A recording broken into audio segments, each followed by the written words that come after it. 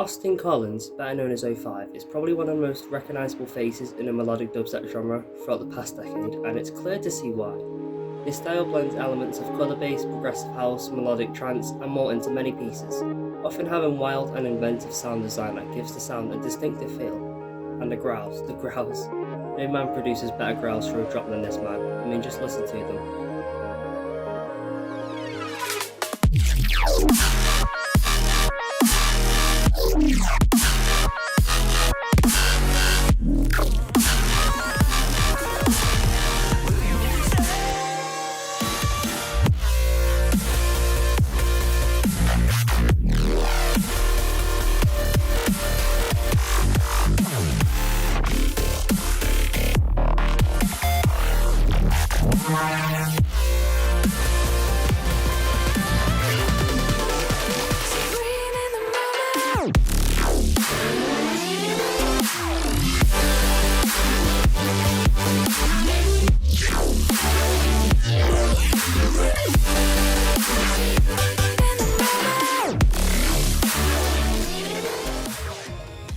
Personally, I've been listening to O5 on and off for a little while, thanks to his work on Monster Cat, specifically Voidwalkers. It really got into his work during this year. In fact, he's my most listened artist in Spotify for 2023. It's a shame that not more people have heard about O5, as he consistently delivers in giving the EDM scene something new and exciting that isn't derivative of other artists. Yet there is one track of his in which I don't even see his fans mention all that much, Stargate VIP, and I believe it to be the greatest melodic dubstep track of all time.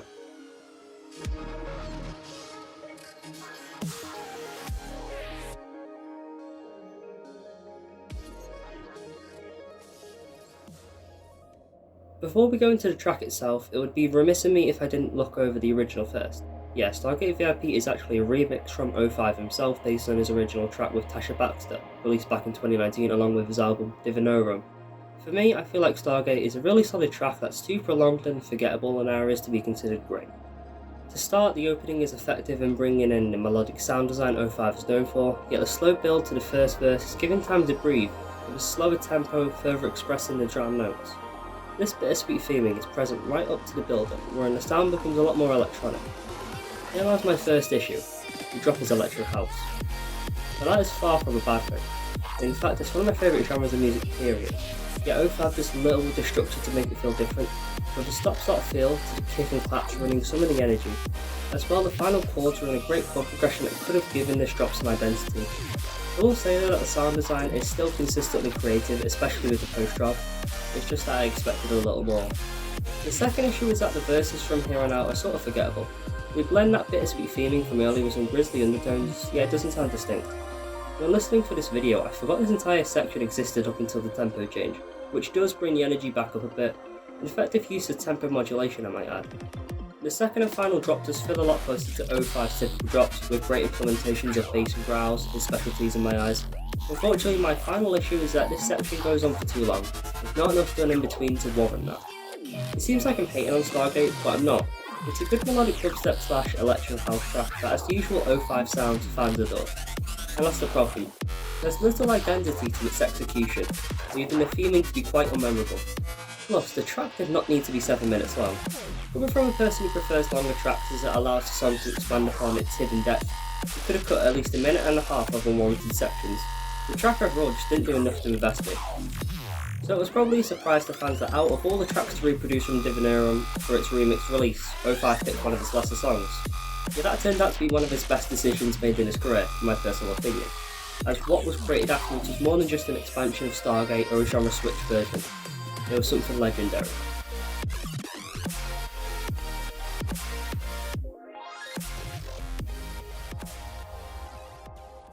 So already, one praise I can hand out to Stargate VIP is that it's paced perfectly. Unlike the original, sections are not prolonged without reason, and the track feels faster because of this. The sound design too feels more lively, with SWAT effects and other futuristic notes playing in the background, forming a more coherent theming to the track that of the outer regions of space. Stuck in a loop. I didn't really mention Tasha Baxter previously, as her vocals, while solid, felt like they did not blend the best with the original Stargate. Here though, the implementation is a lot stronger, with creative experimentation in how her vocals are modulated throughout its runtime. Take for instance with the fake out pre-build.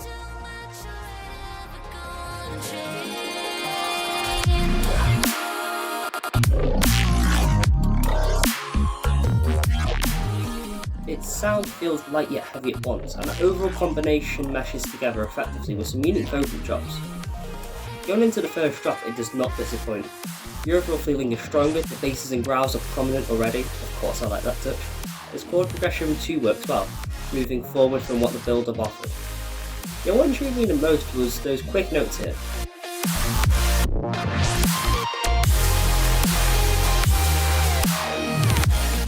Although they aren't present for long, it demonstrates that O5 is able to try out more interesting resonances here, no matter how big or small.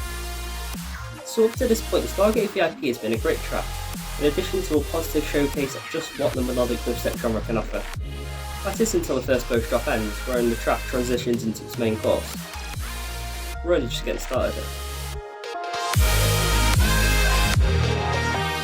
Its chord progression again changes up into something I can only describe as mesmerising, elevated thanks to the sound feeling more aquatic, distant yet close. And that repeat on the piano note was just exceptional, love that touch. As well, Baxter's vocals are again experimental here, with a prominent vocoder giving off the perception that she's trapped underwater, ironic with the line, trying to stay conscious. That's another point. Because of the overhaul to the sound in Stargate VIP, it aligns better with the lyrics, which again felt somewhat wasted in the original. Its message of reflecting on past mistakes and the desire to make change in their life is quite relatable, and is a topic not often explored with such rich vocabulary as here. I also enjoyed the lyric "You keep chasing the sun," a metaphor for desiring what is always out of reach, wasting existence for the endless chase that won't end. There's an article that further dives into the meaning of these lyrics that I will link in the description below. Okay, now we're getting into the true highlight of the track, as if what was previous wasn't already amazing enough. This is the second and final drop of Stargate VIP.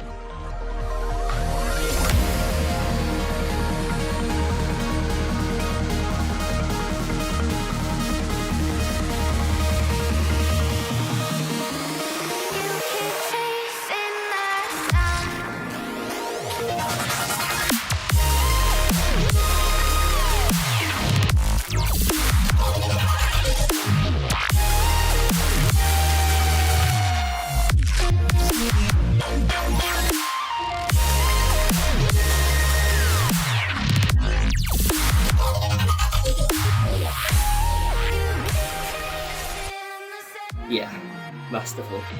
That is if I could put it into one word, not taking into account the overload of incredible sound touches that others might miss on a first listen. That lead sounds kinetic, gliding between notes effortlessly with distinctive resonance. Those basses and growls are truly let out of their cage, the experimentation indescribable. It fits so hard. Yet the crowding moment has to be when the growl mimics the word "wow" building up to the highest note of the lead. I replay that specific part of Stargate VIP so often, as no track of O5 comes close to hitting as powerful as that moment there. And to end the post drop off, the lyric "You keep chasing the sun" is sung for the last time, except the song transitions to a bittersweet theming alternate to the original, with another exceptionally produced chord progression.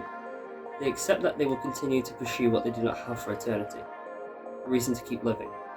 It's somewhat of a sad note, you can see how this is what they want to continue to achieve, no matter how futile, with low space ambiances and spot effects ear candy for the end of Stargate VIP.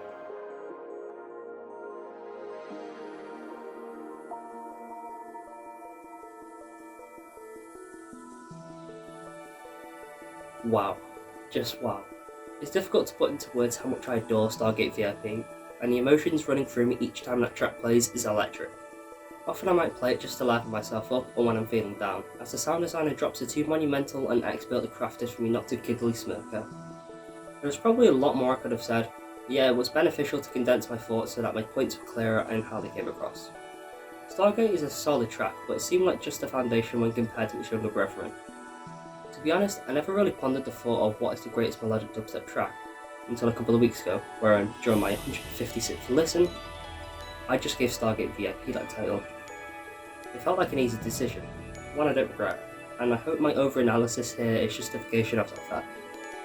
And that is why I believe that Stargate VIP is the greatest melodic dubstep track of all time.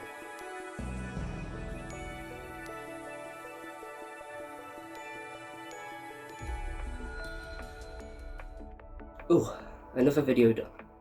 It's been great working on another analysis video like this. I haven't done one in a little bit due to my commitment to college, but I hope to have more released if I have the time and have interesting video topics such as this to ramble on about. Also, sorry if my voice isn't as clear as it usually is. I have a bad throat at the moment, so hopefully it heals up soon. I so wish Stargate VIP released this year, just off by a little over 2 weeks, as it would have probably been my song of 2023. I mean, it's not like it makes the competition seem childlike by comparison. Closure by Matzo and Bleach Move On by Cash Cash are both respective bangers. Yeah, there's just something about this track that feels like a true masterpiece. Hard to describe yet, I always feel it upon each listen. I have a funny feeling it'll probably be in my top 10, even top 5 favourite songs of all time someday. Anywho, if you all enjoyed this video, be sure to give it a like, as well as subscribing, that would be nice. Which version of Stargate do you prefer? Put your opinions in the comments down below, as it would be interesting to see what others think of these tracks. Both will also be linked in the description below if you're interested in listening to them. As well as O5's artist profile, he deserves to be listened to, so I'd highly recommend checking him out.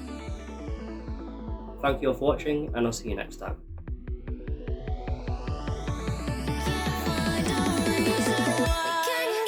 Close.